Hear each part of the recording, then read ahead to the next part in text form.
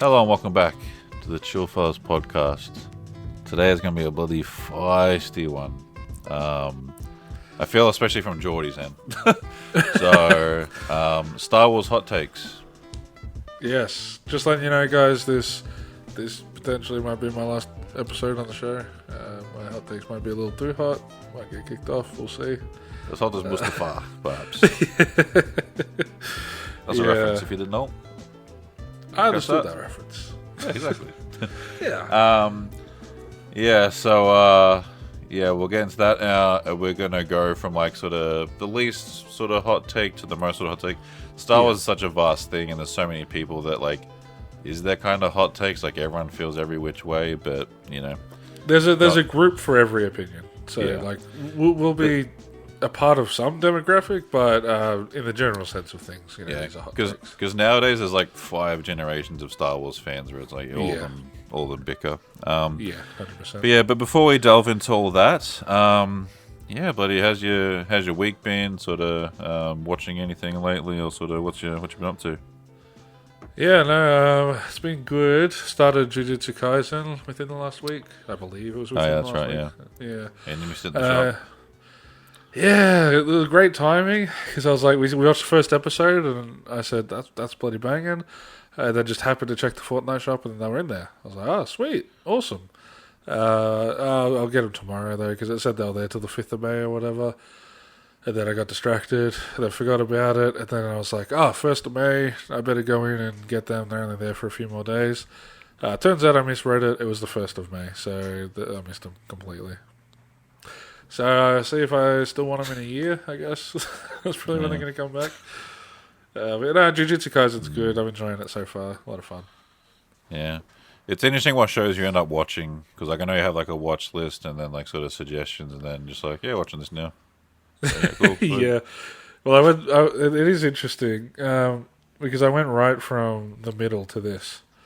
Well, you can not get any more opposite. Yeah, what? But yeah, no, I don't know. We just like fun. We've noticed we really like 20-minute episode shows because they're just the easiest to fit in right now. Oh, yeah, 100%. So, no. Bro's not bloody watching Sherlock. Isn't it like an hour long or something? Hour and a half, like each. Yeah. Like we really wanted to watch Night of the Seven Kingdoms, but that just... And like Game of Thrones as well. We wanted to finish that, but it's just too much for our current schedule. Yeah, that's fair. Yeah. What about you? Yeah. Well, it was fun watching Smiling Friends with you the other night. Yeah, true. That's something. At like 2 a.m. we just watched like 4 episodes and like. No, it was a lot of fun. Yeah, it was very funny. Every clip I see, I always like laugh. I'm like, but that's like a 10-minute. Yeah, like if that was like 30-minute episodes, it'd be a bit much probably. Yeah. Well, I finished Maul. Which I'll talk about a little bit here. And Daredevil came out, but I haven't seen the finale yet. I'll see that probably after this. Mortal Kombat, I'm seeing that tomorrow night, so I got to catch up on the first movie. Nothing else too much. People just got like flown out to play a couple hours of the Lego Batman game, like the early previews, like the sort of sampling, not the full game, but the beginning. Just hearing good things. I'm just nothing too surprising. Cool. But nothing too crazy. What else I can really think of? Sort of covers everything. Been playing a lot of Rocket League lately. Yeah, I've been playing a bunch of that. That's been fun. Got my PS5 controller sorted. Oh, well, playing Mortal Kombat 1 in anticipation. Haven't played as much as I wanted to, so I'm going to have to like try and crack down on that, like the story mode and all that kind of stuff. But that's been fairly fun. And I watched the first Mortal Kombat movie, which was interesting. Like the 95 one, yeah. And then we watched a couple of clips from the second movie, and I'm like, what's Dexter's dad doing? No. Just skip that was interesting. I suppose we'll dive into the hot takes. So this is our first video doing hot takes, so we might add some like challenges to the future. But Jordy and I don't really like argue, like or yell at each other like certain podcasts out there. We're the chill fellas. We're pretty chill about all things and understanding. But so we will like discuss to a decent level each other's hot takes and give justifications. Mm. But I did you want to start or do you want me to start? I mean, hold on. I'm You happy said to me start. twice. No, you said me. Yeah. Okay. Yeah, I'm happy to start. So these hot takes are more hot takes in the general fandom. There's a couple that I've worded them specifically where it's like you will agree with part of it, but not all of it, because I do want it to be a little different. So yeah, starting from mild Nando's peri peri to hot beat. What was the one from Lazy Bones? Hot mama. Hot mama. No, that's really, yeah, I don't know. Something like that, yeah. But anyway, so first Disco one. fries. Disco fries. So my first one is that the Mandalorian show killed Star Wars. Just starting off small. Yeah, also one. Yeah, so That's just to bold. elaborate, this one needs some explanation. So I'm not saying the Mandalorian show is bad. I think it's good. Well, from what I've seen, I saw the first season yonks ago, but even then, I'm not even entirely sure I finished it because it was coming out at the time. And then I saw a bunch of clips from season 2. I watched a little bit of Boba Fett with Tom, like the finale episode with like zero context. Yeah. And then I didn't see anything about season 3 for Mandalorian because from what I heard, Boba Fett kind of screwed with what was going to be season 3 of The Mandalorian, and it kind of messed it up and stuff. So I was like, whatever. So the show itself, no comments on that. I haven't actually seen it apart from the first season, but I think that was the tipping point. The straw that broke the camel's back, sort of thing. That's not even a good analogy. It's just like it's the first domino that got tipped. And it seemed harmless at the time, and it was very exciting at the time. I remember the amount of hype that was around it, because that was also around when the sequels were ending and stuff. And, like the hype around it was insane. And, Disney Plus had just come out, and you look at sort of the consequences of that now, and it's like, ooh, that was a bit more impactful than we thought. Because that did well, so then they greenlit another show, and then another show, and then a spin-off, and then animated stuff, and all this. And I'm like, it just it got out of hand really fast, to the point where I know multiple people that grew up Star Wars fans, myself included, that just straight up actively dislike the franchise now because of how it's been treated and how out of hand it has gotten. And it can, to me, realistically, you can go back all the way further, oh no, but the sequels did that, and that's why they made the show. Oh no, but the prequels came out, so that's why they made the sequels. And then, at that point, Star Wars might as well never existed if you're going to go back that far. But I think Mandalorian specifically is what tipped it, and it just started this avalanche that just became uncontrollable. And now we're at a point where, even Star Wars fans don't even like their own franchise at this point. So. That's the elaboration of that. Nothing against the show itself. I know the show is very well loved, but even a good thing can lead to a bad thing, unfortunately.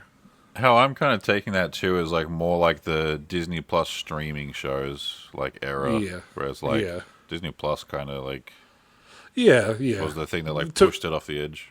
Yeah. To me, they're interchangeable because obviously Mandalorian was kind of a big part of the business decision to make that would have been to promote Disney Plus, of course. So they're kind of interchangeable to me. But yeah, you could look at it that way as well, for sure. Mm. Yeah, no, well, I definitely get what you mean, and even just it kind of sabotaged newcomers in a way, I guess. I don't. It's rare to have newcomers at least adult wise for Star Wars, and it's you look at the amount of stuff there is now, and it's there's 50 things. Yeah, when it first came out. 1, 2, 3, 4, 5, 6. Yeah, exactly. It was the saga, Skywalker saga, and then at the time it was just Mandalorian season 1. It was sweet, easy. No. Oh well, we also had Rogue One and stuff, but it wasn't hard to get into at all. Now, to understand the Maul show from what you've told me. Can you even do that without watching 10 shows? Well, yeah, Sam Witwer said, you can go into this without having seen any of the other stuff and whatever. And I'm I don't really know if that's true, to be honest. Yeah. Like you can, are you gonna understand half the things? No, but like you can probably like watch it and whatever. But I'm like, I mean, you can watch anything without doing. Like, I could jump in yeah, right now and watch Mandalorian season 3, not understand. Or like, I could go see Mandalorian and Grogu and not understand anything. I could still watch it. It's not going to be, But it's like, I do think that certain knowledge is fundamental to enjoying a movie or a show, and especially things like Rebels. Like, if you don't watch all of Rebels, you kind of are hindering yourself watching a show as simple as Ahsoka, and vice versa as well. Like, if you don't watch all of Clone Wars, you're hindering yourself, and that's a lot of episodes to watch. And yeah. That's and if you're just like, oh, I want to watch this, it's like, oh, we have to watch 80 episodes of that first. And it's like, no, I don't want to do that though. Yeah. Like, well, yeah, and it pushes people away. That's what it's done to me and a few other people I know. So yeah, I know there's a whole bunch that are just like, look at all this fun stuff to enjoy, and that's that was me for a while. Like, even like, I'm fairly jaded myself, but I gave like things a lot more of a go, and I was taking on like a fair bit. But the last, like, even Marvel, the last year and a half, I'm like, there's multiple Marvel shows and Star Wars shows that I haven't watched. yeah, Even though I've heard decent things about some of them. So yeah, well, my first hot take that's not as big as that. sorry. On the lower level, Acolyte is horrendous. Is that a hot take? Yeah, I don't. I mean, there's some people that defend certain bits, and people are just like, oh, what about the lightsaber fights? I do not think the lightsaber fights are good. Right. The only one that I think is decent is the episode 5 one where the dude headbutts the lightsaber and takes on like the bloody like 5 of them. That I'm like, that was pretty cool. Fully like agree, like that scene was cool, but I'm like, I don't think one cool scene makes up for fucking 8 shit episodes or however many it is.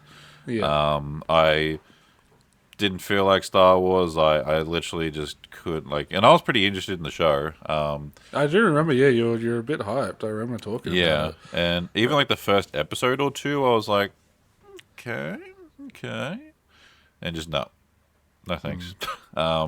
I don't even want to get into the specificities. Like, it's that like bad to me. I'm glad it was cancelled, and no. Yeah, fair enough. No thanks. Yeah, But I think a That's lot of again- people feel that way. That's why I'm like, yeah. I know there's some defenders, but yeah. No, I understand why that's your first one. Definitely more of a mild take, but I also just haven't seen it, and even like from what I've seen, it looks bad. So I can't imagine what the full thing is actually like. So yeah. I definitely agree with that one from my point of view, anyway. I suppose we should also do like a agree or disagree or any counterpoints. Yeah, true. Yeah. This one is definitely a hot take for you. I know this for a fact. So, guys, if you're watching this, bloody have a look at his face and get his reaction. So, my second hot take: Right there. No. Darth Vader is not a menacing villain. I mean, that's not a menacing villain. Like, he's not bloody intimidating and menacing and bloody scary. Have you played the VR game? Yeah. I mean, that depends on the lens you're looking at it through. Like in the grand scheme of like sort of whatever, or like if he was in front of you, bloody with a bloody lightsaber or something. Like, how do you mean? Oh, look, don't get me wrong. If he walked through that door right now and ignited his lightsaber, I'm shitting myself. But, like, if Glop Shido walked through there, I'd shit myself. Like, anyone in that universe, or the Seb Gribbling or whatever the fuck his name is, like, if anyone walks through, I'm like, hello, I'm scared. But I'm just talking like, in entertainment media and stuff. Like, look, if I was confronted with him, he'd kill me in an instant. I understand that. So he's scary in that way, whereas like if I actually confronted him, yeah. But this I'll elaborate now just to give a bit more context. So This kind of just stems back to when I was younger, where I never found Darth Vader intimidating, or I never found him like menacing or bloody scary or any whatever buzzword you want to throw at it. I never found him that. He was always just kind of there. I'm like, oh yeah, it's like I am your father. Come join the Empire. I'm like, it was very one note to me. He wasn't black and white smoking a ciggy. So 5-year-old me was like, nah, that's not it. No, like actually, like I don't know. I never felt that until Rogue One is when I felt that for the first time. Because he like the way that's executed really like it's first of all it's from other people's perspectives. Not that it isn't in like the original trilogy and stuff, but it's like fully like you're just amongst the crowd, you know. It's not like the Jedi is going up against Darth Vader. Like no, you're just amongst the bloody fodder, and you know he can kind of let loose. Yeah. And it's also just like the set design, the way it's shot, the way it's edited, everything just is executed really well to really show off how menacing he is. And that worked really well, and he is genuinely like scary in that. And then Disney was like, all right, let's just do that again 20 times. Yeah, and like, you know, we were talking about it today where it's like both the Jedi games, he does the same thing. Well, he apparently does it in Maul too. Rebels, he's done it in the Kenobi show. The Kenobi show, I feel like he had a little bit more of like a bloody aura about him, you know, when he like stops the ship and stuff like that sort of stuff was scary. Yeah, I will say in the Kenobi show, he's a lot more intimidating. There's because like the bit that you just said, but the bit where he's fighting Obi-Wan at nighttime, like Obi-Wan's like, where is he? And out of nowhere, he's like just fucking comes at him out of nowhere, and he's like, oh shit. Yeah, right. And like you see how heavy his swings are, and then drags him through the fire. It's pretty menacing. Yeah, and there was but prior to that, when he was looking for Obi-Wan, everyone was like hiding in their houses, and Vader was just like strutting through and literally just like snapping people's necks and bloody going like dragging people. I'm like, yeah. See that if that's how he was treated every single time, I get it. I get the hype, but just everything. So not all the time. Yeah, I definitely get what you mean. He's more cool than sort of menacing. Like I love his story. I think he's very tragic backstory. And, you know, his redemption is cool. Like, he's a cool character, but I've just never found him scary or intimidating. Because there's also not much mystery to him. Yeah, exactly. Like, they've explored every inch of it, you know. I'm sure I would feel different if I grew up with only the original trilogy, where it was like, who is this guy? And, you know, it's different. Like, it's a 70s. Yeah. Like, all it takes is bloody... I mean, all it takes is you to just stand there fucking menacingly and people would be scared of you back then. So, you know, very different time. But if he was just treated a bit more seriously and with a bit more mystique, whenever he showed up, I feel like that would really elevate that. But also, like, yeah, I just feel like it's getting to the point where we're seeing him too much. We're relying on him in a sense. Like, when he showed up in Rogue One, another reason that felt so insane and bombastic was because we hadn't seen him since, like, we saw him in the whatchamacallit, and Revenge of the Sith. Revenge of the Sith, yeah, like at the very end, but like, it kind of counts. But like, you know, mainly original trilogies where we saw him in action, and even for Rogue One, you know, he was in it, but it wasn't like he did the bloody turn around. Is like, well, that's kind of the extent of what he did. He's like, fucking choking ya. And so, you know, like he wasn't doing much, but it was like, oh, that's cool, that's Darth Vader, yeah, he's there.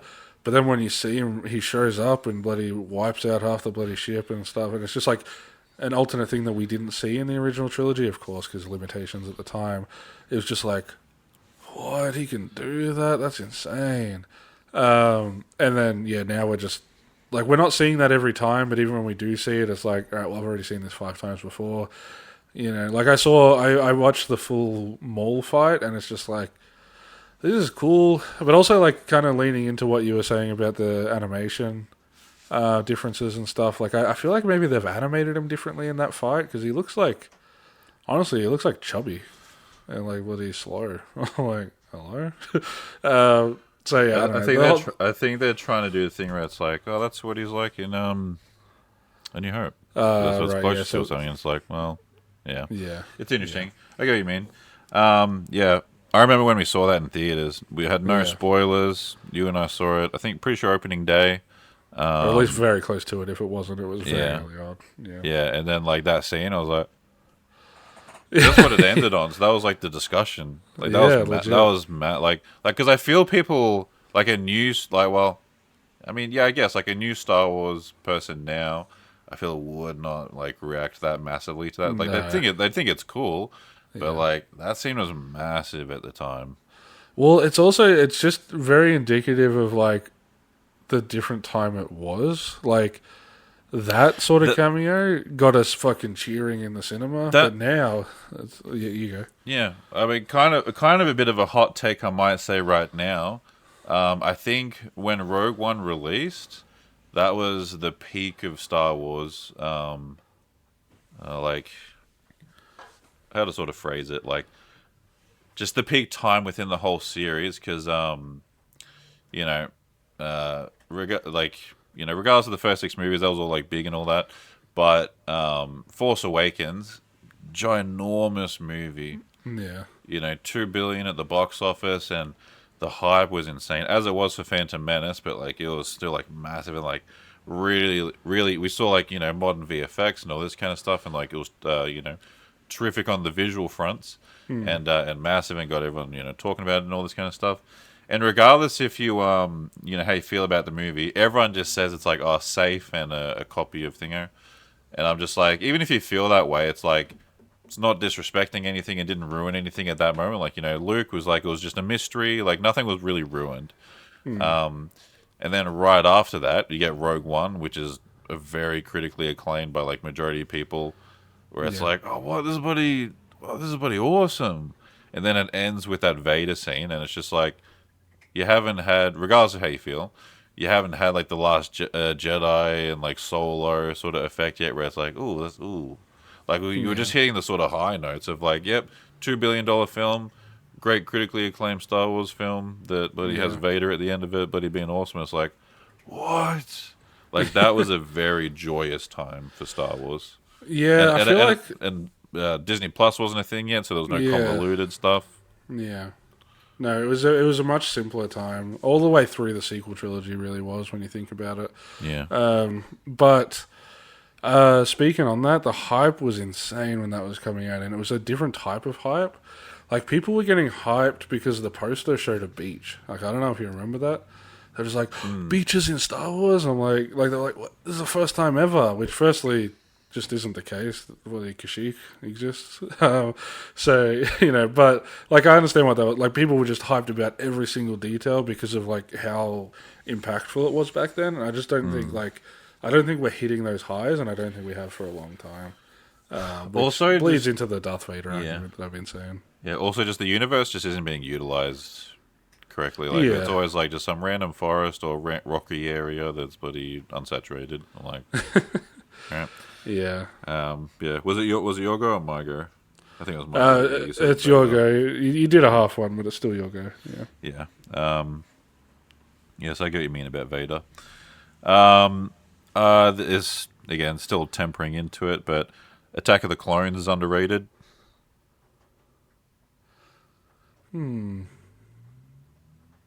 Underrated, I would agree. Yeah. Like, I think it gets a bit too much hate.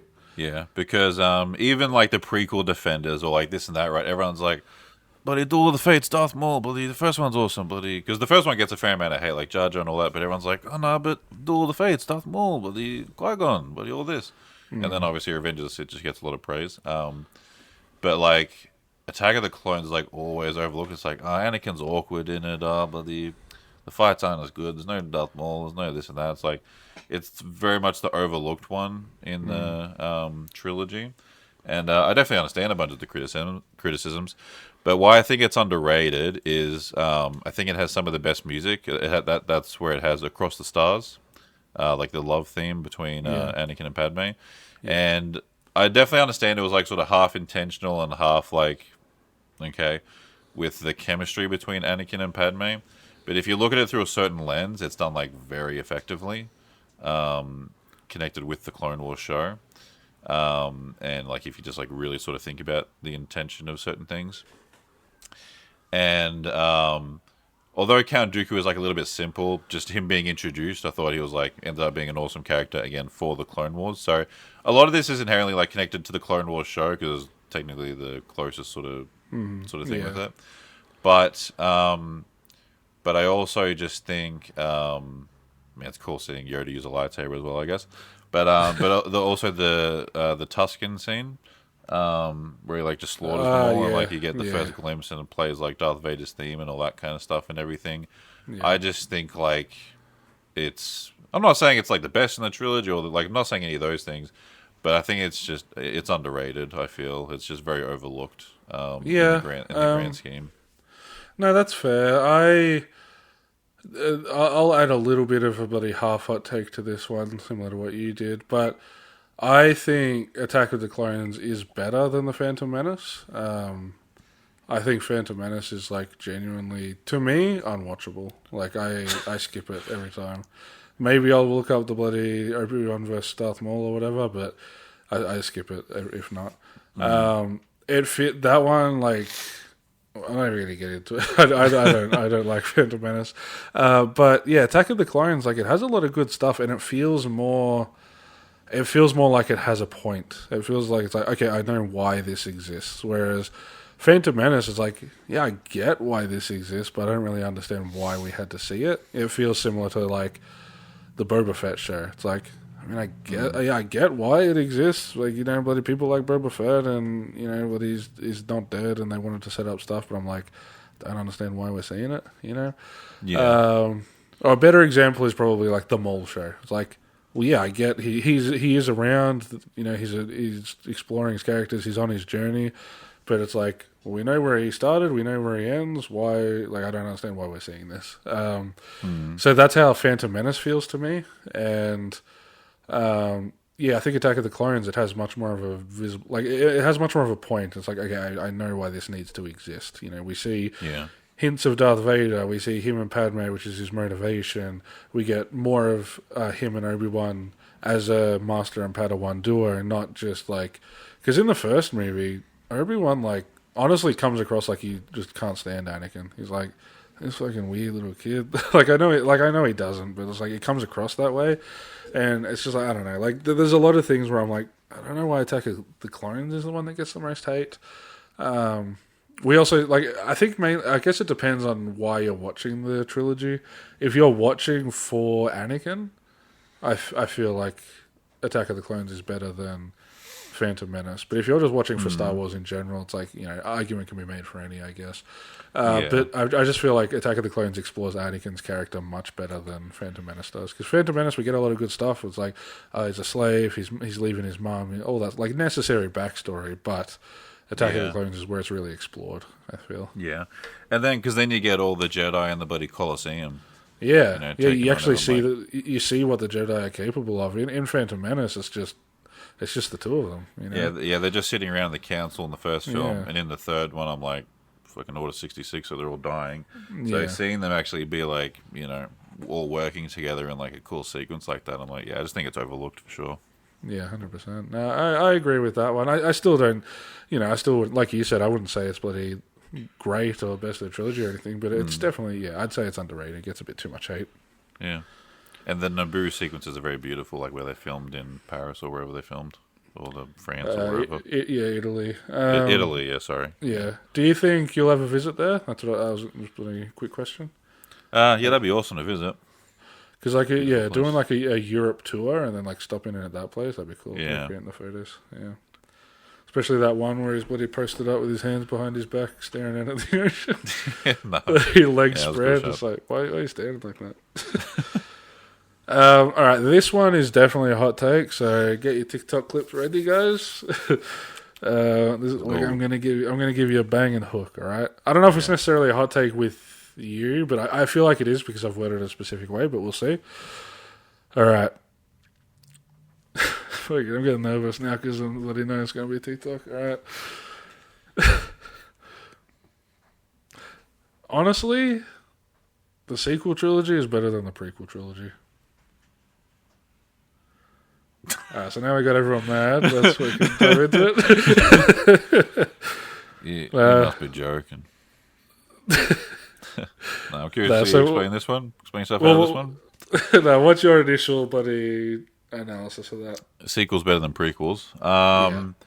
I think part of that, going along with you saying that, I think part of that is George with the prequels was like way too ambitious and like crazy, whereas the sequels, because the sequels are very much like not in favor of the prequels. They're like, let's go back to the original trilogy, because at that time it was pretty like stained in the general audience because we weren't old enough yet to sort of vocalize, no, we like the prequels. So they were just like, let's go back to more of the roots, and obviously visually way better, because they weren't limited by the awkward time. Yeah. And they're just a lot less like awkward and I guess safer in a way. So I can definitely see how you could argue that. Yeah. Okay. But you don't agree inherently. I don't agree on like a personal interest level. Yeah, I like both trilogies. I like every single Star Wars movie. But We'll see if Mandalorian and Grogu can break that record. Let's go. yeah, well, that's why I'm so scared of it. But if I was like a brand new Star Wars fan right now, hadn't seen a single thing or spoiler, and you showed me all the movies, I'm like, I don't know if I would like this the prequels more. Yeah. But Well, you're just 'cause touching I'm on some like, so, subjects. Yeah, you're touching on some subjects that tie in heavily to my last one. So remember that, Yeah. and remember what I'm about to say because it'll all blend together. I'll make it make sense, I promise. But yeah, right, so I will elaborate. I don't necessarily think they're like peak cinema or anything like that, and they definitely have their flaws. So I'm not denying that, so don't actually crucify me. But I think if you're looking at intention versus execution, Well, they got him. what are you checking me through the screen? I just like you just see me doing this for a few minutes. And you're like, what are you doing? And you just see your DVD cabinet like slowly just fucking tip over, just fucking fall over, just all the shit falls out. That's funny. But basically, this will I'll be able to elaborate more when I go over my last hot take, which is the big one, which Tom already is aware of. But basically, I think each trilogy offers something different, and it completely depends on what you're there for. If you're there for cool sci-fi entertainment blockbuster, the sequels knocked that shit out of the park, dude. Like the action, the polish of the whole Visual movie, feast. yeah, it's so like it's all just really cohesive and great. Which was taken for granted. Yeah, no, 100%. I believe so too. But it also, this is much more of a personal taste. I care way more about Rey and Kylo than I do about Anakin, to be honest. I don't know if that leads into my issue with Darth Vader being oversaturated and, no mystique about him at all. Like, he's just, we know everything about him. I don't know if it bleeds into that, but, Rey and Kylo's story is, like, much more interesting to me. And I also I don't think the way they handled the original trilogy, like trio, was disrespectful at all. Maybe I did have a few issues with Leia seemingly die, and then be like, no, she's okay, and then actually die. And it's like, was half of this filmed before Carrie Fisher actually died, and you had to like kill her again? That's a bit just like they're working with difficulties. Yeah. So. Realistically, my biggest note, or not my biggest note, but one of my bigger notes is like, don't do that. But other than that, I think the way they handled the original trio, I thought it was fine. And I thought it all made sense with their characters. Like, if you're taking into account comic books and years of history that isn't even canon anymore, it's like, well, okay, yeah, it's probably very different. It's probably very disrespectful. But going back, like just the movies, I don't have an issue with it. I think Kylo Ren is a cool villain. Snoke was a missed opportunity, I feel, but he was cool when he was around. And I don't have an issue with the Emperor coming back. He's the villain of all three trilogies, you know. So, like, sure, would it have been good to get more than somehow Palpatine returned? Yeah, but like they also gave us enough where it's like you see the clones, you know, you get a bit of his backstory where it's like, yeah, I'm related to you, all that sort of stuff. Like, you get enough of the backstory to piece it together. Yeah, like it would have been good to get a bit more, but everyone kind of makes out where, like, as I feel people did with the I'm getting confused with the bloody words. Prequel trilogy. When we were younger, people were just like, "Oh no, that's shit because bloody Anakin's awkward." It's like, what about all the good stuff? And I feel like people do that with the sequel trilogy, where it's just like, oh no, there's like three things that are bad. What about all the other good shit? You know? And vice versa. There's also like defenders that like don't acknowledge the bad stuff at all, which is, you know, you can't do that either. Yeah. So, but yeah, as an overall thing, like I said, it depends on what you're there for. But I do genuinely think the sequel trilogy hits more marks and executes their intentions better than the prequel trilogy does. So yeah, it's unfortunate that it has to kind of be like this, just sort of bouncing off what you're going to at the end there. Where it's like, depends what you're there for. It's like, I would recommend to any newcomer, I would say watch the first 6 movies. That's like the sort of definite, at least once. And then tell me what you resonated with, or if you... obviously, if you watch Phantom Menace and you're like, no.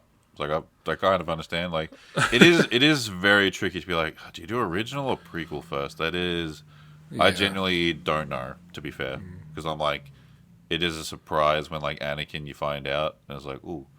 But, you know, it's difficult.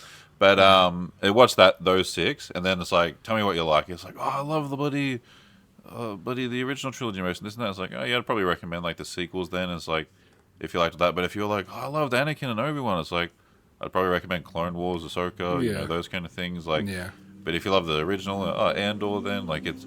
I don't think... many Star Wars fans can love every single project, because like I enjoy like a fair amount, but more as time goes on now, I'm like, skip that, not really that, no, that's actually no. So there's too much where not everyone can love it. So it's unfortunate that there's just like so much now where it's just like you have to kind of pick and choose sort of what you want. Yeah, no, I agree. And even different shows like offer different things. Like you can't watch Clone Wars and then watch Star Wars Visions and be like, yeah, it's the same.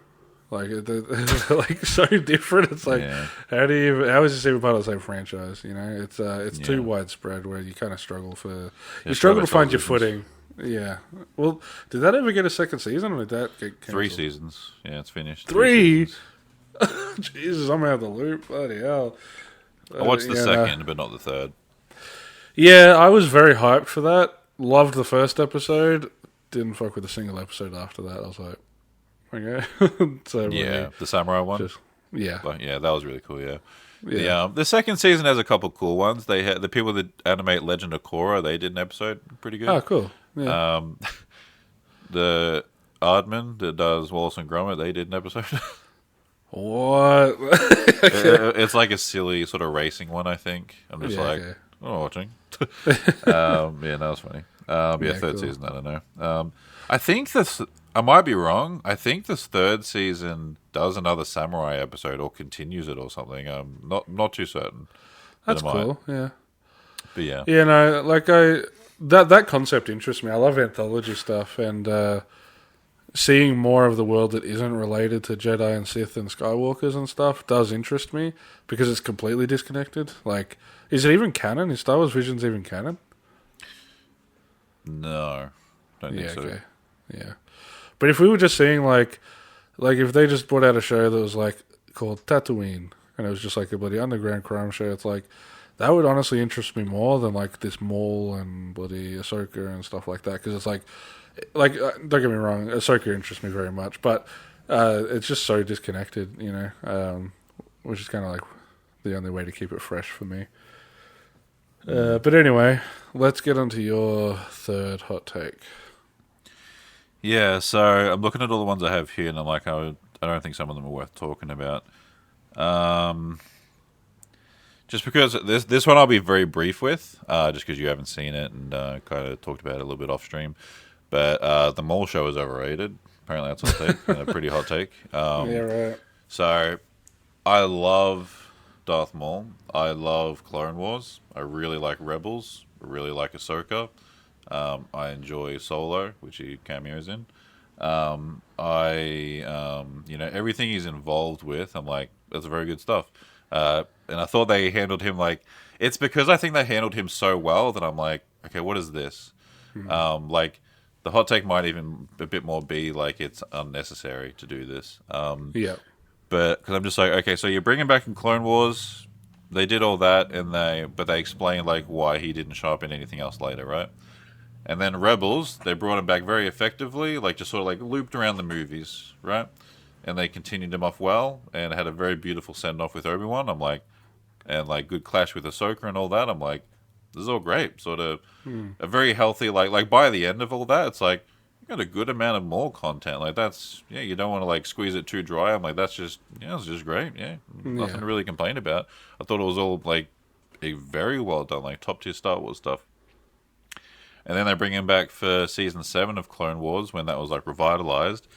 Used great in that as well, and some of the best animated visual stuff. And that also like explains like again why it loops to Rebels. So like they just continued it well. Yeah. And then don't remember if he shows up in anything else. We haven't seen him since then. I don't think. Yeah, because he doesn't pop up in Bad Batch or anything. I don't think. And then you flash forward to this Mole Show, and I'm like, okay, like it looks visually cool, voice acted well, all that kind of stuff. I'm not bashing any of that, but looking at it, and now that I've finished the whole show, I finished it a couple of days ago, I'm just like, my fears were kind of realized, and I'm like, the period of time you're telling, you have so many constraints. It's like, oh, you do this, oh well, there's so many more guardrails to worry about, because like it's like, oh, that'd be cool if Maul did this and that. Yeah, but that character's already dead. Oh no, but you can't have that character do that because they show up here and stuff like that.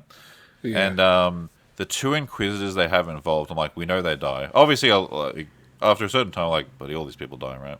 Yeah. But we know. I'm pretty sure Ahsoka kills both of them at some point. And I think one of them is in the Ahsoka show, and then one of them is in Tales of the Jedi. I'm pretty sure she kills them. Okay. And might be mistaken. There's a lot to remember. But so I'm like, okay, we're not really too. The Inquisitors were. Here's the thing too. The stuff that I enjoyed at the show in this Maul show was like at a cost, because like these Inquisitors, they made them a lot more intimidating and a threat. But I'm also like, so it's like they're very cool, but I'm like, Maul should be able to fuck these people up. Because at this point in time, and like the power scaling was off with that, to me. So I'm like, yeah, these are the guardrails I'm talking about. Yeah. And also, like with Maul here, I get they're trying to tell a cool story with like, yep, he's got a Padawan now, and they're going to try and do some sort of revenge thing there. And he's mad, and he's really mad at Sidious. And I'm like, that's fine, but I'm like, we know you don't do anything to Sidious because like, he's in the original trilogy and even pops up later on in the sequels. And and we know that he dies to Obi-Wan in the desert, which is handled very well. And so it's just like, what story are you trying to tell with? It doesn't seem like I kind of talked about it earlier off stream, but this is why I think we should do stuff of like the old Republic era, or like just completely original 1,000 years in the future or the past. Have the same kind of story where it's like, yep, someone similar to Maul, betrayed by his master, so he gets a new Padawan and sort of wants revenge and sort of this and that, but you don't have all these guardrails up so you can like really branch out and not have these restrictions and make it more bombastic in all these kinds of ways, rather than sort of like tiptoeing around the law. I still think the show is good, and I enjoyed it. And the fight scenes are really cool. Darth Vader at the end was cool, but it's just like, what's the point of this? They are doing a season 2, so they can prove more to me. But even then, it's kind of like, yeah, this is like even giving them full benefit of the doubt. If they bloody nail it, I'm like, yeah, but you can only sort of do so much. And like it, like I am invested enough where I'm like, yo, check out season 2 and all this kind of stuff. And I'm like, you really need to prove things to me, because also he's so hateful towards Sidious, and he's like, oh, you did this to me and everything, when he had like a bit of a flashback moment. And he's like, I won't let you do this to anyone else. And I'm like, how does this fit into your story at this point in time? Because I'm like, again, you don't do anything to Sidious, at least of anything considerable. And you're very mad at Obi-Wan later, and like very hell-bent on getting back on him. So I'm like, wouldn't you? Why would you even be like thinking about Obi-Wan later if you just want to get the Emperor? And like, Yeah. that's why it's like, yeah. And also like trying to make it work within the canon. It's like, is it worth all that effort to like do 2 seasons of a show and really like try and go to all these lengths just to justify like a few bits of information that you could just avoid? And I don't know, a bit tricky. No, I get that. Yeah. Random question. Yeah. Do you think it would be beneficial if in season 2 they have him kill the Emperor, but then it's revealed that it was like a clone or something, so it ties into the sequels a bit better and justifies that as well? So it's like it justifies his hate, justifies the show existing, fixes an issue people have with the sequels, and then that could potentially tie back to Obi-Wan fucking somehow. I don't know. That I think is going to ruffle way too many feathers, and like, no.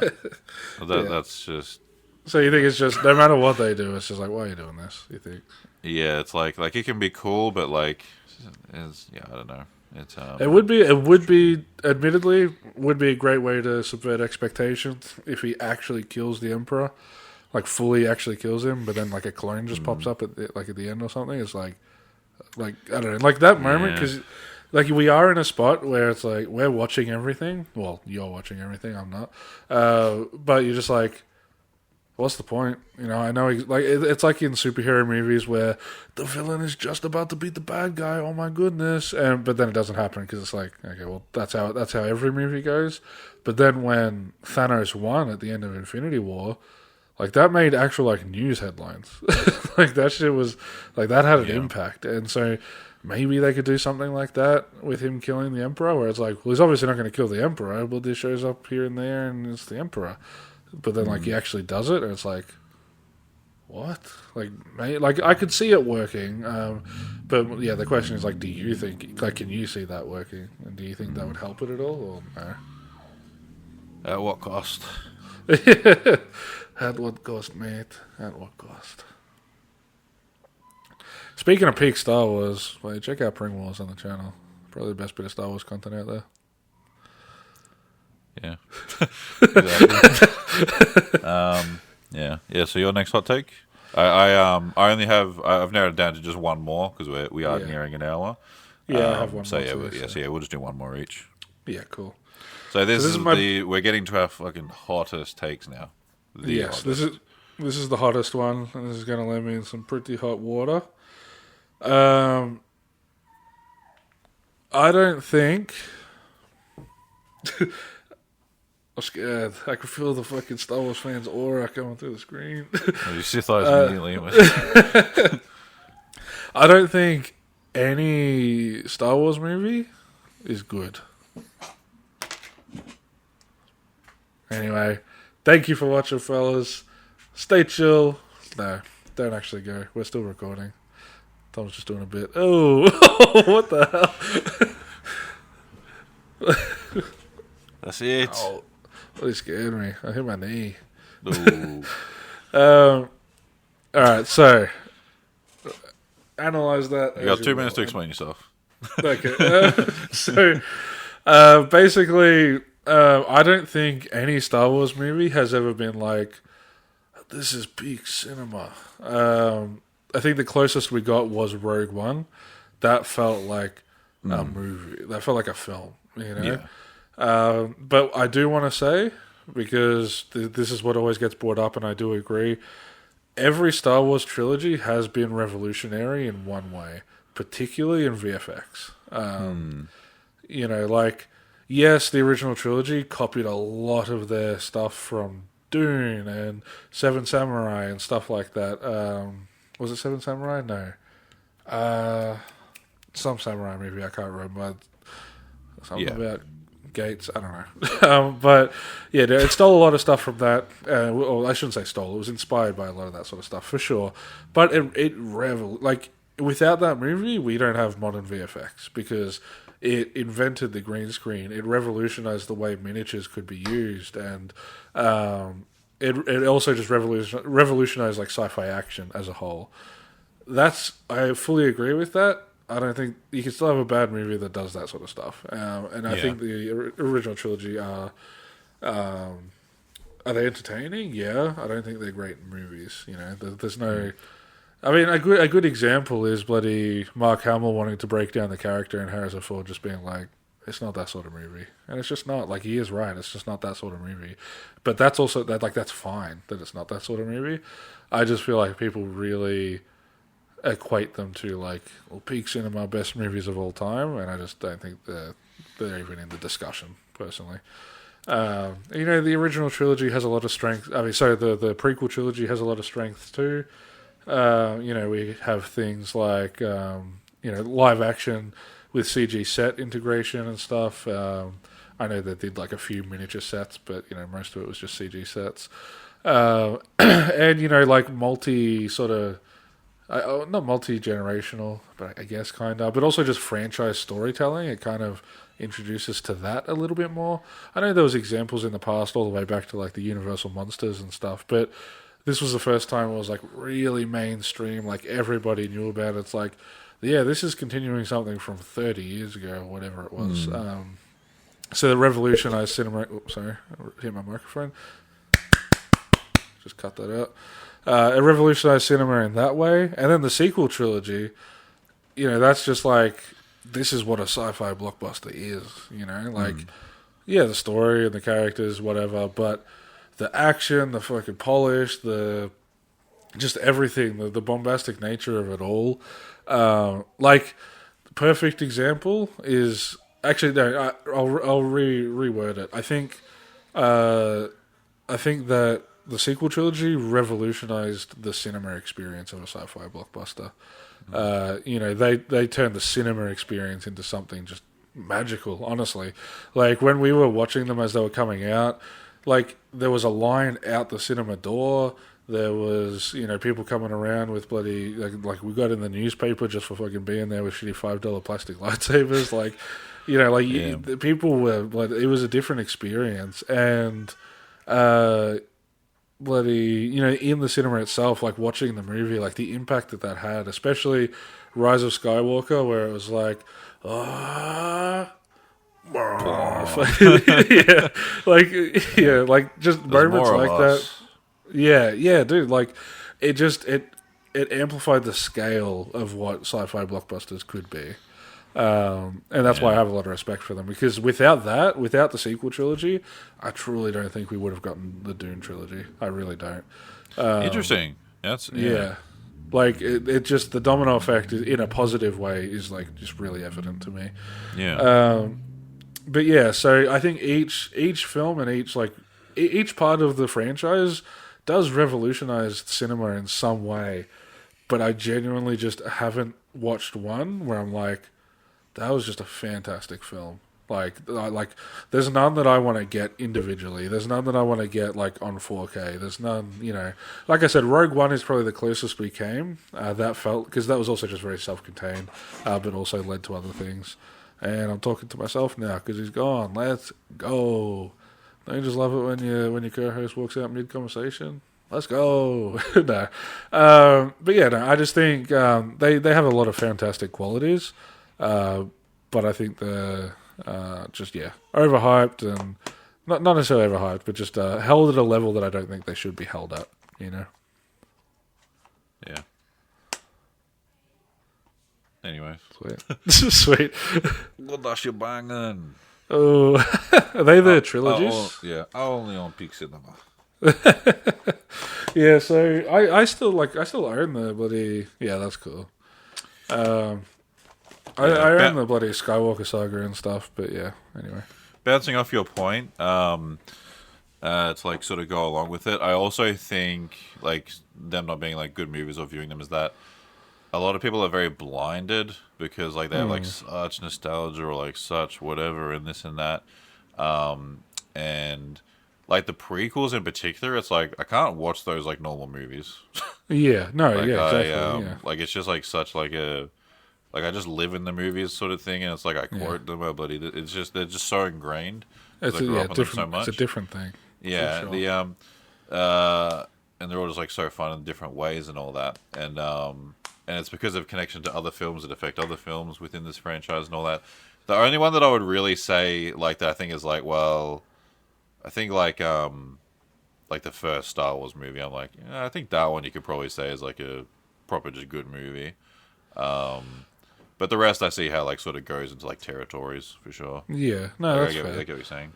Yeah, and just you kind of brought it up there, and I mentioned it earlier. So just to finish off this little hot take segment, I think the reason people get so defensive and a lot of the patterns that I have noticed is purely nostalgia and how old, like which generation they're a part of. Because, a lot of people our age hate the sequels. They're like, the sequels suck. But, like, I've met younger people, like, my cousin's age, they love it. They're like, yeah, Star Wars is awesome. I love Rey. Rey's my favorite. Rey's the main character. And Careful. we don't we don't necessarily agree with that. But you go back to the prequel trilogy when we were that age. People our age at the time didn't agree with that. They're like, "What? This is bullshit. The original trilogy is way better."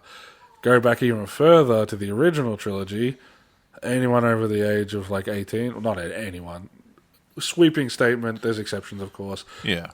Adults were just like, this is stupid. What? This is a kid's movie. But then the kids of that time are now the people that are like, Star Wars is bullshit. This is all, nah, it's not the same. I'm like, if you stand back and watch them all with the same critical eye, I know that's like kind of impossible to do because that's not how human brains work. But if I was to get say Pia, my wife, didn't have any history with Star Wars whatsoever, which she basically doesn't. I think she's seen the prequel trilogy like once and maybe one of the sequels.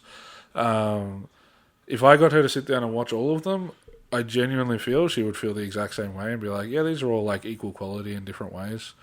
I like them the same as each other.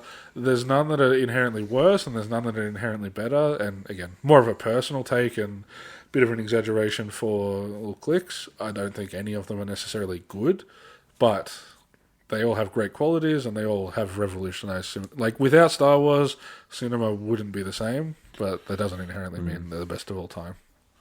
Yeah. I fully get what you mean. So anyway. Yeah, I hope you have bloody security cameras. First comment on the podcast is going to be my address. Let's go. Yeah, just like, but we finally got a comment. But the 123 George Street. Bleedball Lane. Yeah. I fully get you. Well, my last hot take. I'm not gonna go into a massive spiel about it. Sorry. But within my, with, I don't know. I don't really know what to say. But, Andor. Be careful. There's a red dot on your chest. Watch out. Andor. It's okay. Nah. Andor isn't good Star Wars. I haven't seen it. I don't know. So I watched the first season of it. I was kind of anticipating it, like nothing crazy, but I was like, I'll obviously check it out because I really like Rogue One. Rogue One's great, and I enjoy his character in it. And this show being like, oh, this is like how we got to that point and everything. And I'm like, okay, we're kind of like, how far back do we want to go with like telling this plot hole with the Death Star sort of, thing? I think a lot of it was how I watched it though, which is obviously how a lot of people watched it. But I think it was 12 episodes. I think, pretty sure 10 or 12 or 8 or something like that. I'm pretty sure it was pretty lengthy. I think 12. We'll say 10. I don't know. But it was one episode a week for 2.5 months. And for the show that this is, where it's like not too much action, but no lightsabers, not much color, it's very clinical, and all this kind of stuff, I'm like, They're falling asleep. and so this show, very well shot, great VFX, great acting. I see how it wins awards and all that. It doesn't have like a single thing that I'm interested in Star Wars. Yeah. It doesn't have the color, the whimsy, the magic, the adventure. Oh no, but there's serious stuff and like, oh, but the Empire, and that has all. In the Clone Wars, there's plenty of dark stuff. There's all the Ventress and Darth Maul stuff, and a lot of that stuff. That's very dark and serious. There's a lot of dark and serious stuff in Rebels. But that doesn't lose all the whimsy and magic and like all this kind of stuff. So I think it's just very like devoid of that. Not that I'm saying, oh, there should be a lightsaber fight every episode. But I think what would have helped is like tighten the show up firstly, not make it as long. Get to the point more and sort of be a bit more, you can have color and like certain things without like being fully devoid. There are great bits in there. Like I really like the prison sequence and episode, and I really love the dude's speech. But all that being said too, I haven't watched season 2 of Andor, which I've also heard very good things about. But I'm just like I think I intended to watch it when it was all out, because this time I was like, what if I watch it all in one go? Like I'll just wait for all of it to come out this time. But I wasn't in Star Wars mood or anything. So I will say with this, the caveat, I will give Andor another go, because like the show's finished and both seasons are out, and this time I can like binge through season 1 right away rather than wait 2.5 months. So I will give it another go at some point. But it's just like, oh, buddy, here's a tremendous, buddy, gourmet, buddy, fish fillet, buddy, salmon, buddy, salmon manure. There you go.